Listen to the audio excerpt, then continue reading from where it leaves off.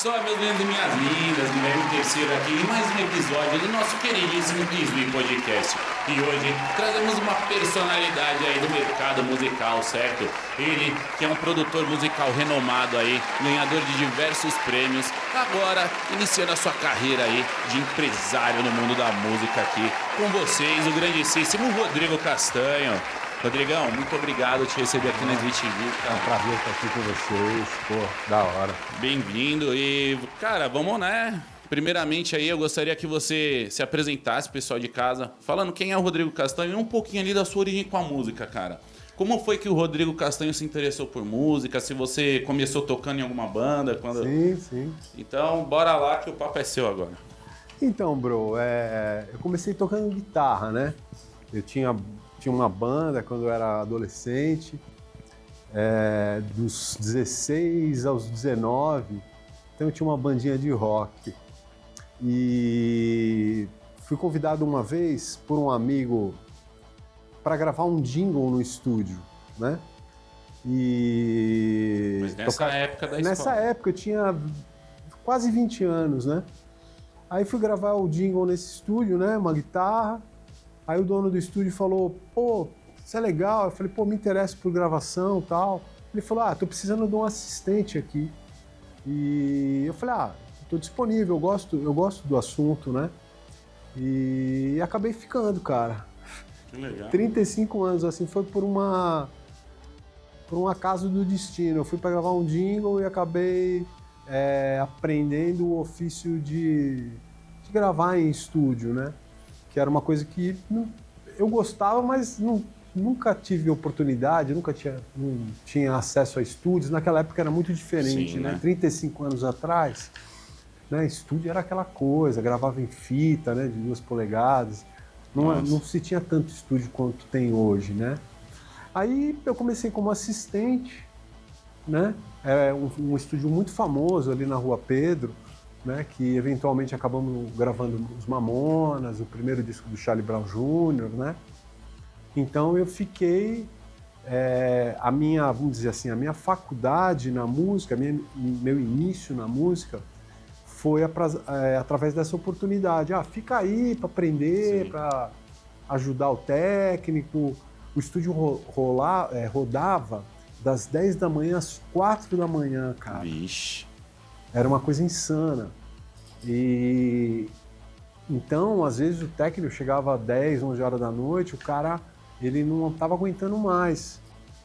Aí eu já tinha aprendido alguma coisa, aí às vezes eu pegava das 10 às 4. Aí foi assumindo mais responsabilidades. E dormia no estúdio, cara. Eu morei no estúdio 2 anos. Que bacana. E sua influência musical, assim, ele vem lá de pequenininho com os pais, através de pais? Cara, Os mais velhos ou veio na escola mesmo assim? Vem da escola, cara. Eu tinha um primo que gostava muito de rock, o Gilberto, o Gil, e ele começou a me apresentar de Purple, Gil. Os alternativos. Aí, cara, me apaixonei por heavy metal, meu. Assim, a minha escola, assim, né? Assim, o que eu gosto mesmo, o que eu escuto hoje por prazer é heavy metal, né? Legal, apesar de eu ter trabalhado com muita banda pop, fiz banda de rock também, né? Sim. Hardcore, né? Como todo mundo sabe. Mas a minha verdadeira paixão sempre foi o heavy metal. Heavy metal, é isso aí, mas um cara aqui, ó, que tem no coração metal aí. Tô bem vestidinho assim, mas eu sou heavy metal, cara.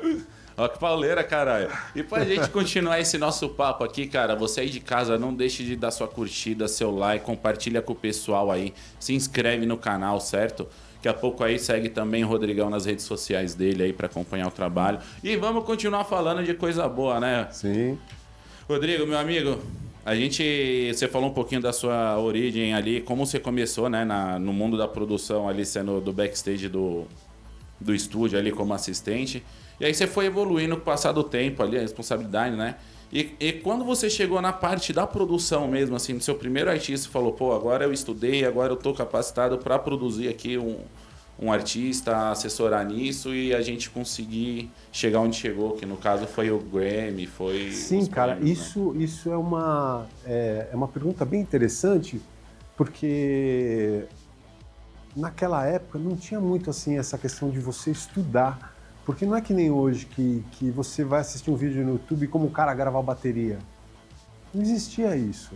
Então, como eu morava no estúdio, às vezes nas horas vagas e com os amigos, até com os músicos mais que gravavam em outro estúdio e iam gravar lá, eles davam dicas. Então se aprendia tudo na raça, cara, tudo no erro e acerto. Então a minha escola ela veio disso, de erro e acerto, né?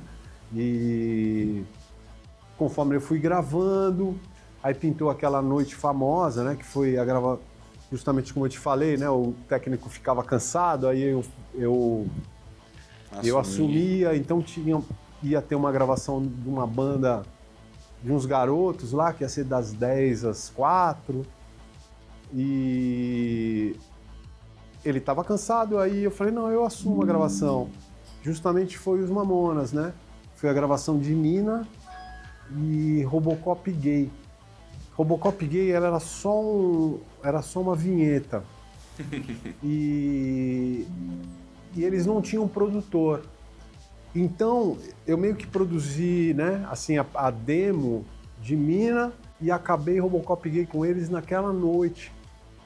Pô, que legal, né? Cara. E curiosamente, assim, o que eu fiz ali, assim, em matéria de arranjo, né, que eu auxiliei eles, porque eles não tinham produtores, foi o que acabou indo pro disco, assim, uma coisa muito parecida. A partir daquele momento, eu me toquei que, assim, caiu uma ficha que eu tinha o dom para produzir. Porque também, quando se alugava o estúdio naquela época, era muito comum o artista ir sem o produtor. Então, a banda ia lá, muitas vezes sem o produtor, e o técnico assumia esse papel de produção. Então eu acabei fazendo o papel de produtor muitas vezes apenas eu estava como técnico, mas eu era o produtor porque a banda estava perdida. Então meu estágio, vamos dizer assim, de faculdade foi essa, de produzir bandas que não tinham produtor, e eu caí de paraquedas no estúdio, não sabia o que fazer, como gravar. Não, grava assim, grava assado, isso aqui está muito poluído, são poucos canais, porque hoje não era aquela infinidade de canais que tem hoje. Então, vamos gravar essa guitarra que é importante, vamos gravar esse teclado que é importante, vamos deixar um espaço para efeitos, para backings. Então, eu orientava. Ali se transformou do assistente técnico para o produtor. Eu fui aprendendo aos poucos. Sim, foi uma progressão, né? Foi uma progressão, assim, natural, né? Como o Mamonas fez muito sucesso com uma coisa que nasceu ali daquela noite, né? Que foi uma noite bem famosa, já foi escrito em livros, né? O que aconteceu naquela noite. Eu era molecão, né? No auge do Mamonas eu devia ter acho que 4 anos, eu nasci em 92, então tipo... Pois é, então, e ficou bem famosa, que foi onde eles saíram do Utopia e viraram Mamonas, né? Sim. Então aquele cassete que eu gravei para eles, né, no estúdio, com Mina e Robocop Gay, ficou famoso, foi uma noite... Memorável. Memorável, né? Que já saiu em livros, tal, da história dos Mamonas. Devia ser muito louco essa molecada, né? Conversar com eles, trocar uma ideia com o Dinho, devia ter sido. Maravilhoso. Eles tinham uma visão, assim, sonhadora de, tipo, fazer sucesso que fizeram ou não? Eles, tipo, eram despretensiosos, assim, não? Eu acho que ali foi um susto para todo mundo, né? Até para eles, porque na hora que veio o bom. Eles eram aquilo mesmo full time, eles eram muito bagunceiros, né? Eles queriam se divertir, né? A gente viu vários vídeos, né, do Dinho e deles nas festas de família, antes da fama, como eles faziam a mesma coisa, né? Os caras as farras lá com os familiares. Eles eram muito bagunceiros e foi uma surpresa todo aquele sucesso, né? E logo depois veio o Charlie Brown Jr. E nessa época eu iniciei a minha carreira como masterizador, né? E eu masterizei o primeiro disco do Charlie Brown Jr., eu masterizei acho que uns 8 da carreira do Charlie Brown Jr. Aí você já aprendeu mais um degrau. Eu aprendi também degrau. meio assim, na marra ali, erro e acerto. Então eu iniciei a masterização ali também, na Rua Pedro, fiz o primeiro do Charlie Brown, entre erros e acertos, e a carreira foi seguindo, né? Depois acabei indo para o Midas, fiquei alguns anos no Midas, fiquei também 10 anos fora, voltei, fiquei 5 anos. E agora eu estou montando a minha empresa, que é a Musifor, né? Sim, e esse é o ápice do nosso assunto aqui, é sobre a Musifor agora, né? E antes da gente continuar esse papo, Rodrigão, vamos pro nosso primeiro jabá aqui, porque é importante lembrar de quem lembrar da gente. E eu não posso deixar de falar para vocês aqui, ó, da Marketing Animado Studios, certo? A Marketing Animado Studios é uma produtora audiovisual completa, localizada aqui no coração de São Paulo, na Rua Brigadeiro Galvão, 820, na Barra Funda, certo? Na Marketing Animado você conta com estrutura para o seu podcast, para o seu ensaio fotográfico, equipe para gravação do seu videoclipe, assessoria para suas redes sociais, além de produção audiovisual para o universo digital aí. Então não percam mais tempo em 2025 e tirem os seus projetos dos papéis junto com o pessoal da Marketing Animado, certo? O QR Code e o site deles aparece aqui embaixo para vocês. E é isso aí, Marketing Animado e Switch TV. E é isso aí, voltamos do nosso primeiro jabá aqui para continuar esse bate-papo incrível com o Rodrigo Castanha aqui. Cara, antes da gente entrar pro jabá, a gente tinha comentado ali da Musifor, mas antes de chegar na Musifor hoje, você teve uma trajetória aí entre assim, onde você aprendeu a masterização até chegar na Musifor hoje, né? Sim. Então, cara, comenta um pouquinho pra galera de casa sobre essa sua trajetória e também sobre as premiações, né, cara? Claro, depois daquela etapa na Rua Pedro, eu acabei indo para um estúdio maior, né? Trabalhei como masterizador durante 10 anos e acabei tendo oportunidades muito boas, né? Algumas bandas acabaram vindo para mim, como CPM 22, né? Fiz os primeiros, o Planta e Raiz, Fresno, NX0, Tijuana. Foi ali nos anos 2000, né? Eu fiz assim uma leva de bandas assim bem extensa, assim, fez bastante sucesso, né? Foi uma época muito boa para mim, de aprendizado e tal. Tive a oportunidade para fazer cinema, fiz... que legal. Eu fiz o tema de uma música de um filme da Turma da Mônica, cara. Que legal. Que foi uma das coisas da minha vida profissional que eu mais me orgulho. Fazer um tema de um filme do Maurício de Souza, cara. Sim, isso também além de ser, né, o apelo do Maurício de Souza e da tradicional Turma da Mônica, pô, no impacto que tem nas crianças, né? Porque assim, é um público diferenciado do que você estava acostumado a trabalhar, que é o público da música. A música me proporcionou isso, conhecer o Maurício, né? Que legal. Ajudar na produção do tema da música dele. E uma história bem curiosa também foi a história do tema de Tropa de Elite, né? Porque pouca gente... Você estava lá no meio, no Tropa de Elite? Então, Tropa de Elite, eu produzi Tropa de Elite no primeiro disco do... Isso é uma história bem curiosa para você ver como a gente não tem controle para onde uma música pode ir. Quando a gente gravou o primeiro disco do Tijuana, Tropa de Elite estava inserida nesse disco. Só que o filme ele saiu 10 anos depois, cara. Olha só, você não tem controle, né? E a música ela entrou no filme porque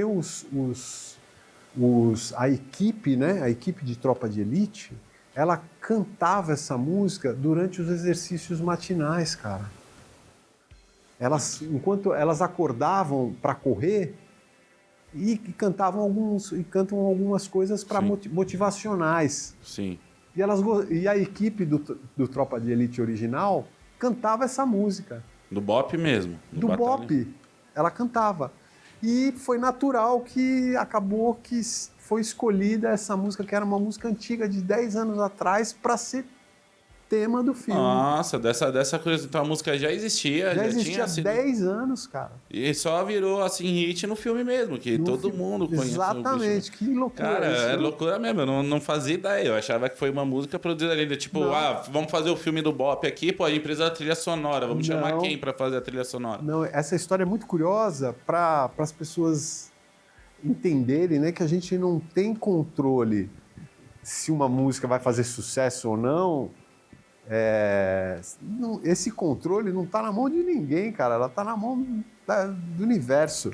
Do público. Pro Tijuana, isso foi maravilhoso, né? Ser conhecido no mundo inteiro, para mim foi maravilhoso, né? Foi um filme premiadaço no mundo. Premiadaço, saca? Você saber que lá no Japão os caras estão ouvindo a sua música, cara. Eles acabaram indo pro Japão também, né? O Tijuana acabou fazendo uma turnê no Japão, nos Estados Unidos.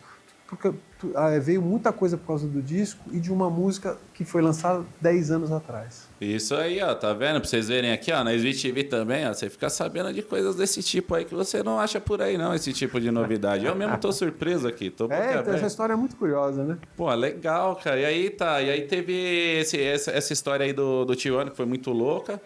E eu falo pra você, conhecer você, eu ouvi todas essas bandas nos anos 2000, 2010, pô, era o auge ali do rockzinho teen, e eu era teen, e eu ouvia os lançamentos, e, pô, cansei de perder, ó, você vê, eu não sou tão velho assim, eu perdia noites gravando fita cassete na rádio, que passava aquela programação da madrugada, que era tipo 4 horas, 6 horas de música direto, sem intervalos, eu ficava gravando no cassete. Acho que tinha algumas músicas minhas lá. Pra ouvir no dia seguinte, tipo, eu ouvia lá, né? Eu queria ouvir uma música, vou pôr o cassete que eu gravei aqui na noite anterior, que deve ter um som. E eu lembro, pô, desses sons tudo. E hoje também, né, com a Sweet TV, nessa fase da minha vida, poder conhecer essas pessoas, pô, tive a oportunidade de falar com o Di, entrevistei o pessoal do Charlie Brown também, o Marcão, o Thiago, pô.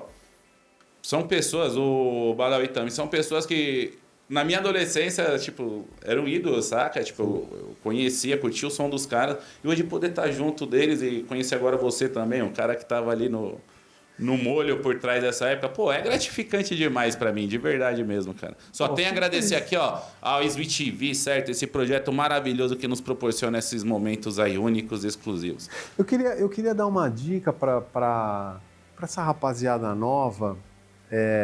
Você tocou no nome do CPM 22.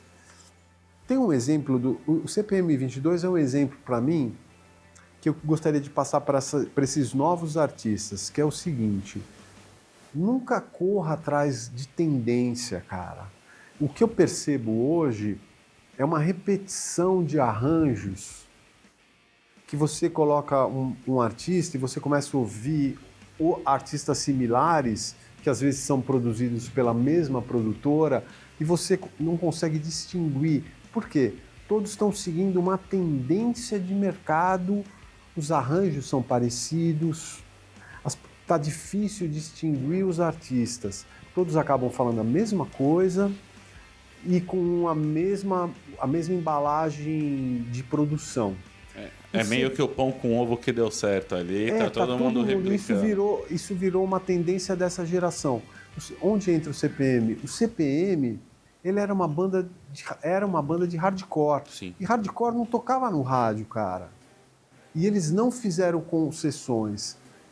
Então, não corra atrás de tendência.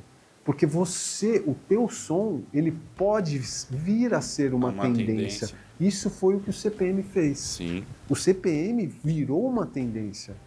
Se eles tivessem cedido à plástica do momento, a plástica sonora do momento, eles não fariam aquilo, porque eles estavam indo contra a maré. Não, a gente faz hardcore, a gente vai fazer hardcore. E foi um hardcore que tocou na rádio, cara. Virou um hardcore pop. E depois veio muitos outros. Vieram vários, eles abriram um caminho, eles pavimentaram um caminho para bandas do gênero, como veio o Reitinho, veio outras, né? E isso é uma coisa que hoje eu vejo que me incomoda um pouco, que é essa repetição da mesma fórmula. Eu acho que o artista ele tem que acreditar um pouco nele e ousar e não falar assim, isso aqui está dando certo, vou fazer igual. Sim. Isso me incomoda. E o CPM é um exemplo, de inovação aí, que né? você, acredita no seu som, não é o que está tocando, não é o que está no mainstream, mas pode vir a ser. Sim. Entendeu? Então essa é uma dica que eu dou pra rapaziada nova. E a chance de se tornar um mainstream é muito maior justamente por fugir do padrão todo mundo acostumado. Exatamente. Algo diferente. Opa, olha essa batida nova aqui. Que a gente... Porque muita gente me procura para produzir e eles me levam... Olha, eu queria um som assim com essa batida desse cara, ouve esse, ouve aquele. Eu falo, beleza, dá para fazer isso aí que você quer. Mas é que eu queria meio parecido com isso. Meio parecido? Será que não dava para você pensar um pouquinho fora da caixa, né? Isso é muito comum, viu? Principalmente de uns 5 anos para cá, eu vejo que os próprios artistas, eles querem parecer com os outros. Parece que para se validar. Seguir a tendência também, igual você falou. Seguir né? uma certa tendência. O gênero ali tá dando mais um estouro ali, eu vou pegar essa batida aqui. Exatamente, aí você é saturado de vários artistas fazendo a mesma coisa que você acaba nem distinguindo um do outro. E vamos falar aqui agora de um momento engraçado aqui, cara. Eu gostaria de ver, assim, saber como foi pro Rodrigo Castanho, né, ali mixando o pessoal e aprenderam ali, se desenvolvendo. Aí quando você chegou ali na premiação, indicação da sua produção ali para um Grammy, cara, como foi o choque para você na hora ali, que a galera ficou sabendo do estúdio? Pô, mano, o nosso produto tá saindo na disputa e tal. Como você se sentiu, Rodrigo Castanho, estando envolvido nesse projeto? Assim? Deve ter sido gratificante pra cacete pra você. Sim, é gratificante. Eu acho que você já toma um susto quando você ganha um disco de ouro, um disco de platina, né? Isso veio um pouco antes dos Grammys, né? Isso foi um susto. Ali, são vários sustos que você toma, cara. Sabe uma coisa assim que... Quando você vê uma música que você produziu tocando no rádio, já é um susto enorme. Depois vem o susto daquele disco vender muito. Depois vem o Grammy. É muito gratificante, né? Você fica... Cara, é uma validação do seu trabalho, né? Então, não é que você, por você ter ganho um Grammy, você é melhor do que os artistas que participaram, não é nada disso. Música não é uma competição, mas é uma validação que toda a sua jornada... Para todo produtor, né? Ele quer ganhar um disco de ouro, ele quer música tocando no rádio, ter vários hits, ele quer uma música tocada no mundo inteiro, ele quer ganhar Grammy. Uhum. E acho que Deus me abençoou com todas essas conquistas, né? Que bom. Eu acho que o grande diferencial assim, que fez, né, chegar a 6 premiações tipo dessa do Grammy foi justamente aquela experiência que ela parece que você falou entre erros e acertos, na prática, do seu processo evolutivo no decorrer de anos ali, nos nichos do estúdio, o que fez com que você tivesse as percepções que tem hoje, que teve na época das premiações, além de toda a equipe envolvida também. Né? Então, e justamente complementar ao que eu te falei de não seguir tendências, justamente as bandas que foram premiadas foram as bandas que elas fugiam um pouquinho da caixa, que eram muito inovadoras. O próprio NX, ele era uma banda moderna para a época. Eu sempre trabalhei, as coisas que me deram mais resultado foram coisas que estavam um passinho na frente do que estava acontecendo, sabe? Sim. Sempre, os meus melhores resultados foram dessa forma. Sim. Sempre apostando um pouquinho, quanto maior a aposta, maior o lucro. Podia ter dado errado, mas apostar numa coisa um pouquinho diferente sempre me trouxe bons frutos. Isso é bom, né? Entendeu? O cara aí, o cara que apostou no novo, deu super bom, apostou no certo, na real, né? Sim. Viu algo no mercado que ninguém mais via e falou, opa, deixa eu pegar aqui e vamos trabalhar. E falando nesse assunto, né, cara, aí a gente teve toda essa sua trajetória agora, e eu queria entrar agora na sua na sua empresa, né? Na Musifor, Sim, no sim. seu momento hoje. Só que antes da gente entrar aí, eu tenho que fazer mais um jabá rapidinho aí, tá bom? Porque é importante lembrar. Então vamos voltar aqui no nosso segundo jabá hoje, certo? Vamos falar para vocês da X5 Music Store. X5 é a loja do músico, localizada ali na Teodoro Sampaio, com 2 endereços, certo? Eles têm showrooms maravilhosos lá da Sennheiser, da Shure, da Yamaha, da Pioneer, para você poder ver os equipamentos, testar. Então, tudo que você precisa aí para sua produção, para o seu show, você encontra na X5 Music, além do site deles, certo? x5musicstore.com.br. Vocês encontram todos os produtos aí e ofertas maravilhosas aí nesse tempo do consumidor, certo? E o nosso cupom ISWI, você ganha 5% de desconto no final das compras aí no seu carrinho. Então não perde mais tempo não e tire suas ideias do papel em 2025 com a X5 Music Store, a loja do músico. É nóis! E voltando aqui do nosso jabá, certo? X5, a loja do músico aí. Não posso deixar de lembrar de vocês. Deixa o seu like, se inscreve no canal, compartilha com os amiguinhos aí, porque esse bate-papo com o Rodrigão aqui, ó, tá fantástico. Várias dicas, várias histórias aí muito boas. E Rodrigão, cara, pra continuar falando de coisa boa, já que não vendem mais Tech Pix hoje em dia, certo? Vamos continuar falando aqui da história do Rodrigo. E vamos falar, cara, um pouquinho agora do projeto da Musifor. Eu gostaria que você mandasse pra gente agora aí, pro pessoal de casa também, os conceitos, né, por trás dessa ideia, o que te motivou a fazer, e explicasse aí como que a Musifor opera hoje no mercado. Sim, chegou uma época na minha carreira que eu acumulei muita experiência, né? Como eu prestei serviço para muitas gravadoras, produzindo artistas, fazendo masterização, então eu tive muito contato com gravadora, com plano de marketing, eu sempre fui envolvido, né? Eu sempre tive acesso a isso. Depois de 34 anos de carreira, eu resolvi que era hora de eu começar a ensinar e ter uma empresa que prestasse alguns serviços para artista, pro artista, contando com a minha bagagem, entendeu? Com a minha forma. Existem diversas, né, que oferecem serviços tecnológicos, vamos dizer assim. Você lança a tua música, coloca na plataforma, paga a playlist, gera o ISRC, isso tudo existem diversas, mas eu acho ainda que falta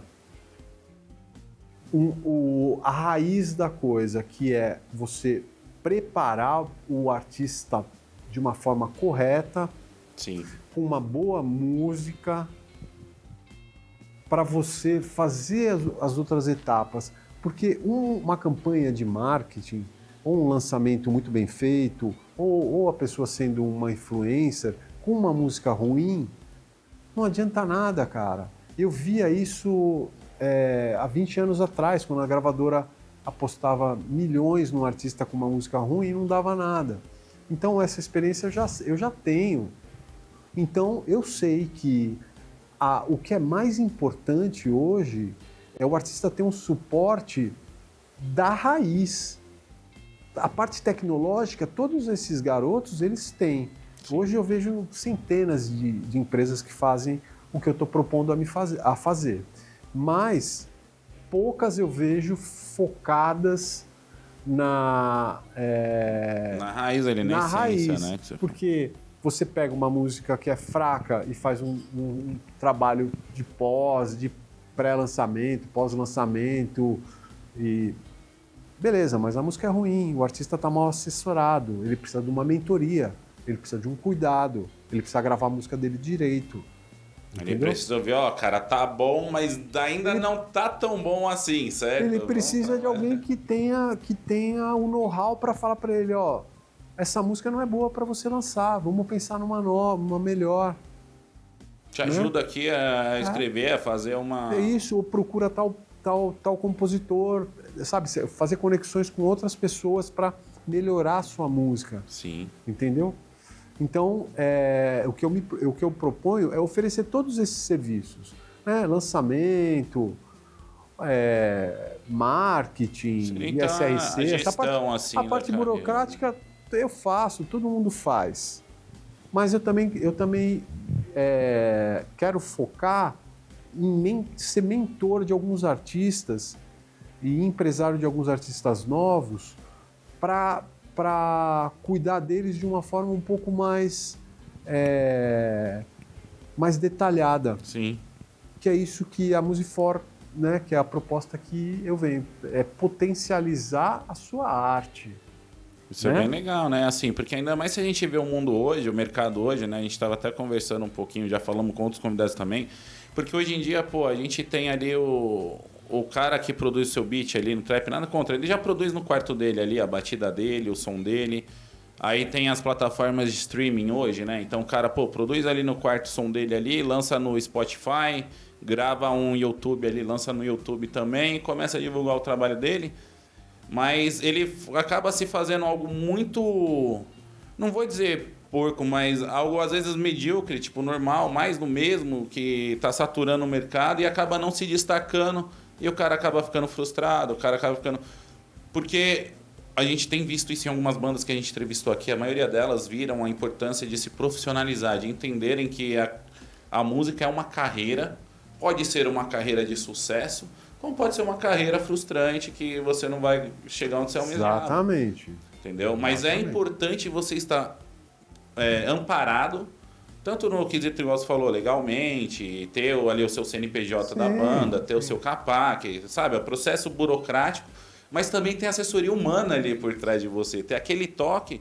Aí é o que eu falo pra galera hoje, as IAs podem produzir música, podem pegar a batida da internet e replicar ali de um jeito diferente para você, mas elas nunca vão ter aquele toque humano, o feeling humano de falar, pô, cara, tá bom, mas ainda não chegamos lá, tá ligado? Concordo com você. Vamos melhorar um pouquinho. Eu concordo com você. Essa enxurrada de música feita por IA, ela realmente atrapalha. Mas tem um detalhe que pouca gente acaba tocando nesse assunto. O artista, ele não tem que se preocupar muito com números. Sim. Isso eu vejo que tudo é número. Quando você vai ver um artista, você vai lá no Spotify dele e você vai lá no Instagram do cara. Sim. Aí o cara tem 100 mil ouvintes mensais e tem 500 mil seguidores. E ele vai fazer um show, não vai 50 pessoas. Sim. O que eu percebo que tem muita música lançada, é um congestionamento que vai ficar cada vez pior e as pessoas não estão olhando para o lado certo. Tem muito artista não olhando para o lado certo. Qual que é o lado certo? O lado certo, se você tem 10 mil ouvintes no Spotify, mas você faz um show e você leva 1.000 pessoas, você está melhor do que aquele cara que tem 1 milhão de ouvintes e quando faz o show não vai ninguém. Sim. Então, a preocupação básica de todo artista, isso não mudou, viu? Isso aí é uma coisa que há 30 anos a gente fala. A gente sempre falava isso para as bandas, meu. A coisa mais importante para o artista são os fãs e quem vai no seu show. Por exemplo, vamos dar um exemplo. O Vitor Clay faz um show? Vai gente. Ana Vitória faz show? Vai gente. Entendeu? Sim. São artistas que são de verdade. Agora, tem aquele menino do trap que tem 1 milhão de seguidores, às vezes ele faz show num lugarzinho pequenininho. Qual vai ser a relevância dele daqui a 5 anos? Seria só um fogo de palha, os 15 minutos ali de fame e tchau, né? O que é importante para todo artista é ter uma carreira e viver da sua carreira. Porque fala assim, mas eu recebo do Spotify. Não, mas a grana tá em você fazer show, cara. Por exemplo, a gente pega o exemplo aí, né, dos clássicos que a gente tem, por exemplo, as bandas mais antigas. Você pega, então, um Paralamas, você pega um Titã, você pega um Capital, aí você pega as bandas mais novas, você pega o Tijuana, o Charlie Brown, você pega o CPM, e você vê que essas bandas, tipo, 20 anos, 30 anos de carreira, e hoje eles fazem show e o show dos caras tá cheio, tá ligado? Esse é o ponto. Exatamente. Isso é uma base correta. Sabe, teve uma volta do NX que foi Agora o Tijuana está fazendo 25 anos de carreira, vendeu 25 shows, Sim. bem legais, que são carreiras que têm fãs, cara. Hoje a galera se preocupa números, como se isso fosse refletir na longevidade da carreira E dela. a maioria das vezes os números nem são reais, né? Hoje em dia tem tanta ferramenta de bot, de seguidor fake. Aí, então, se fala assim, o grande problema vai ser a enxurrada de músicas. Beleza, mas os verdadeiros artistas, aqueles caras que têm uma base de fãs grande, eles não estão preocupados com isso, cara. Incomoda a enxurrada. Isso vai atrapalhar demais. Mas você quer saber? Eu acho que toda essa confusão que as inteligências artificiais, essa criação de música, vai ser o estopim para um novo molde de mercado de música. Sim. Isso aqui vai ser tão confuso, isso aqui vai causar tanto problema, essa enxurrada de músicas criadas e lançadas, vai criar tanto problema que a gente vai ser obrigado a migrar ou desenvolver um sistema. Desenvolver um sistema que, na minha opinião, qual é o sistema que seria ideal? O sistema ideal é o artista não depender tanto de instituições, de editora, de plataforma para lançar. São muitos estágios entre o artista e onde a música dele vai ser comercializada. Na minha opinião, essa confusão ela vai ser boa para a gente chegar logo nisso, que é o artista lança a música, ele pega a música, ele põe na plataforma, ele é editora, ele é tudo. O artista, ele é dono de tudo. Ele não tem que pagar para editora, ele não tem que pagar para todos esses atravessadores que tem. As distribuidoras. Distribuidoras. Aí a música toca no Spotify, tem uma empresa que faz o match das músicas que tocou no Spotify para distribuir pro ECAD, para não sei quem. Quer dizer, a fatia do bolo é cortada muitas vezes. Isso, para mim, está totalmente obsoleto. Sim. Essa confusão talvez acelere esse processo da gente... isso já existe, viu? Já existem iniciativas dessa forma. Artista, consumidor. Tocou, pagou para o artista. Tira toda essa galera que está no meio, tira. Isso aqui é obsoleto. Sabe a pandemia? A pandemia ela acelerou em 10 anos, por exemplo, a consulta online. Era uma coisa que a gente não gostava de fazer, consulta online. A gente via só nos Jetsons. Eu vou falar com o médico pelo celular. E hoje é uma coisa normal, você até prefere, meu. Um cara que vai fazer terapia. Ele tem que atravessar a cidade para ir na casa do terapeuta? Não, cara. Ele acorda de manhã, liga lá e fala com o terapeuta. Não tem que atravessar a cidade e voltar. Entendeu? Acelerou esse processo. Sim. Foi uma coisa ruim para todas as pessoas, mas que trouxe coisas boas. É a forma que eu vejo essas IAs. Elas vão poluir, vão confundir, vão trazer muitos problemas, porque tem que cair muita música de inteligência artificial. O Spotify ele tem que dar um knockdown em várias músicas. E algumas ele paga direito autoral, sacou? Para ele é um problemaço.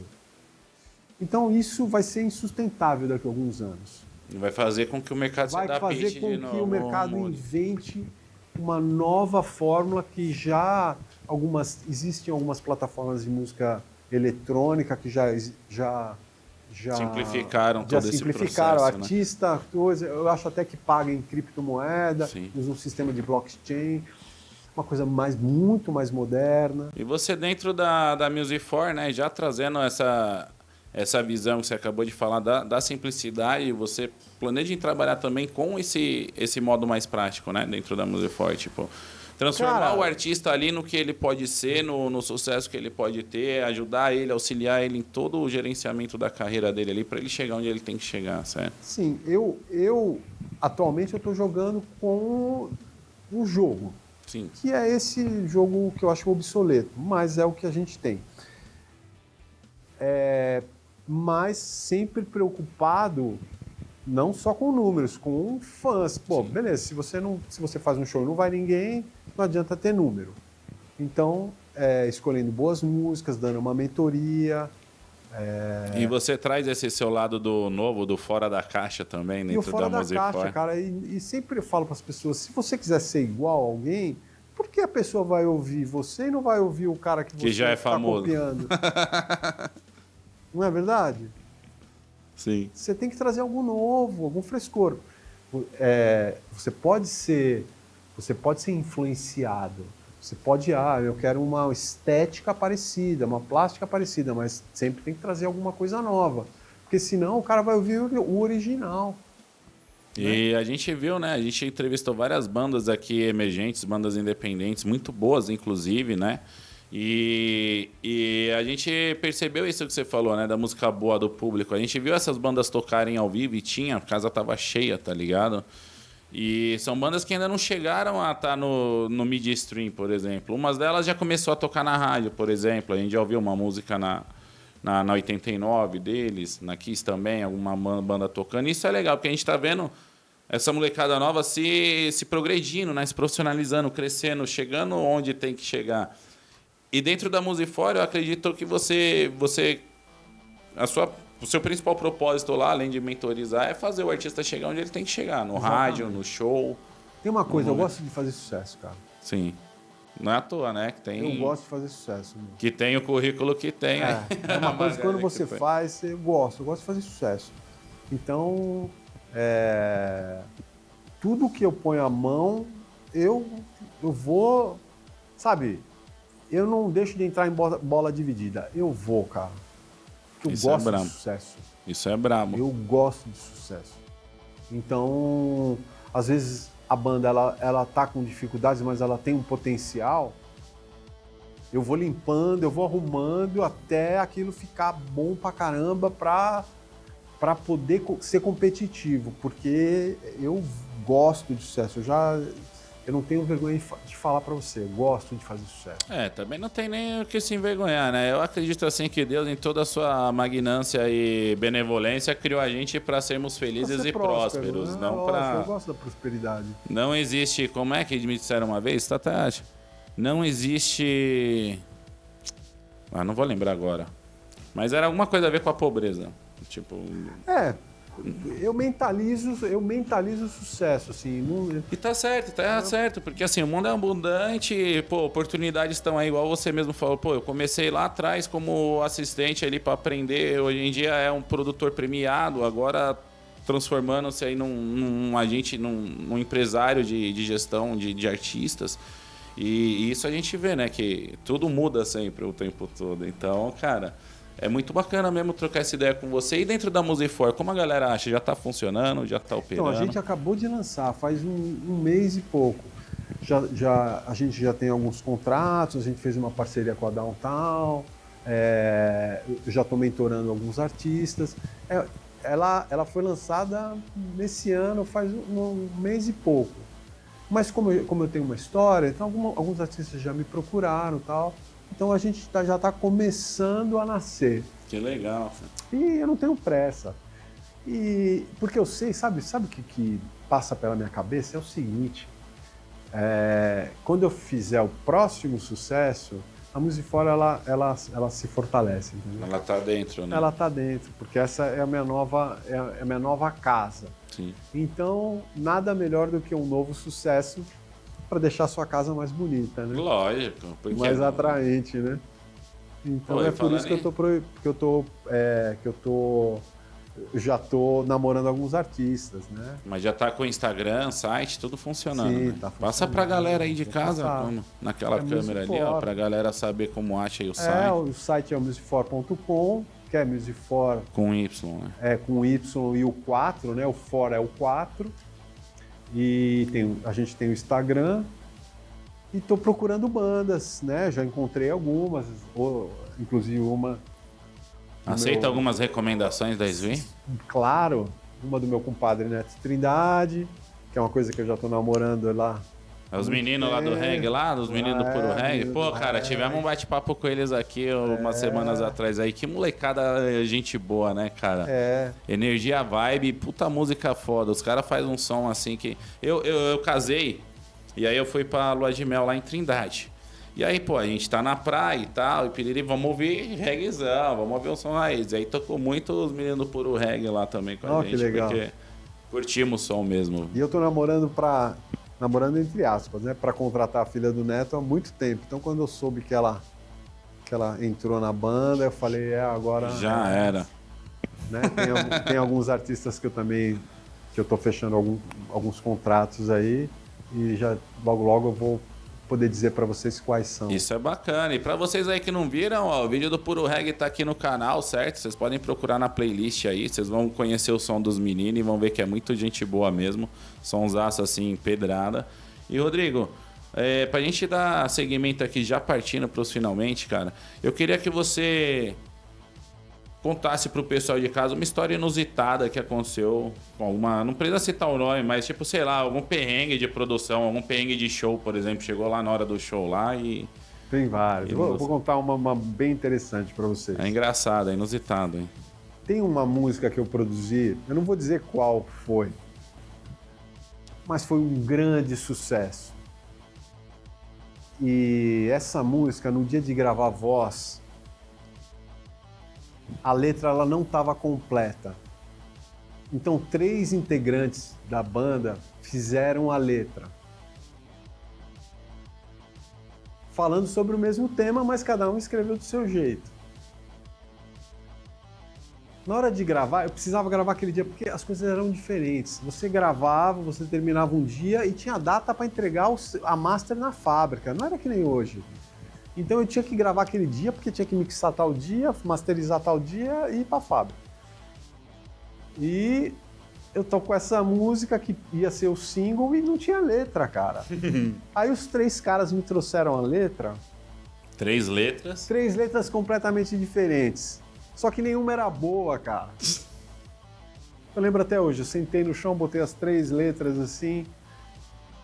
Falei, puta, essa parte A aqui é boa. É desse cara. Essa parte B, dá pra aproveitar um pedaço desse cara, outro desse. Cara, foi um Frankenstein, mano. Que você ouve, hoje você ouve a música, você pensa assim... Eu tive muito feedback, né? Puta letra linda, profunda, me tocou, papapá. Mas na real ela foi... Um blend ali. Um Frankenstein de 3 letras que não tinham a menor conexão entre si, cara. Que louco aí. Foi um jogo de palavras que acabou dando certo. E foi um sucesso. Foi um puta sucesso. Então foi um sucesso. Fica a dica aí pra vocês, foi um sucesso. Agora qual será? Qual será? Deixa aqui nos comentários que música 7 aqui. A gente perturba o Rodrigão pra ele responder. Eu vou falar, uma hora eu falo. Se a galera perguntar bastante, eu falo. Aí, tá vendo? Então fica aí pra vocês essa dica aí. E Rodrigão, cara, satisfação imensa receber você, bater essa conversa. Eu espero que a gente converse mais vezes também, claro, em outras oportunidades, outros programas aqui na Sweet TV. E eu gostaria só pra gente, sei que você já falou um pouquinho aí pros artistas não, mas que você passasse a visão agora, a gente brinca do nosso momento coaching ou anti-coaching. É o momento que você vai passar a sua visão aí, a sua mensagem pra galera de casa que tá assistindo a gente sobre carreira, sobre, sei lá, qualquer conselho que você tenha pra falar pra essa cambada aí que tá assistindo a gente. Então uma dica que eu dou pra vocês que estão começando é sempre acreditar no som que você está fazendo. Não segue modinha, porque você vai acabar caindo no mar, você vai ser uma gota no oceano. Então acredita no teu som, segue.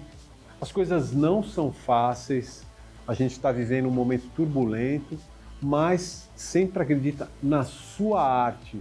Não fica querendo parecer com artistas diferentes, que isso não vai rolar. Melhor você ser único, sempre queira ser único, não parecido com ninguém. Influência é bem-vinda, mas ela faz que você acaba sendo uma cópia, uma pseudo-cópia do artista que você está sendo influenciado. Então essa é a dica que eu dou para vocês. Acredite sempre na sua arte, persista, o caminho é difícil, mas muitas vezes você acaba colhendo bons frutos de tudo isso. E é isso aí, pra vocês verem aí, ó, que Rodrigo Castanha, além de produtor de sucessos, ainda é sabedoria, certo? Que o cara aqui é um cara...